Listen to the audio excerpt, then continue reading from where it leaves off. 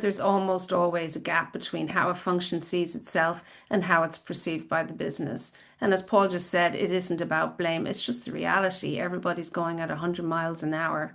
So you might be doing brilliant work that no one sees. You might be over-serving in areas that don't matter and underserving where stakeholders believe you should be focused.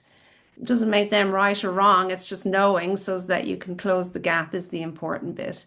And the listening exercise and resulting strategy brings the alignment and closes those expectation gaps. And as you roll out your new strategy, it likely requires some change, for instance.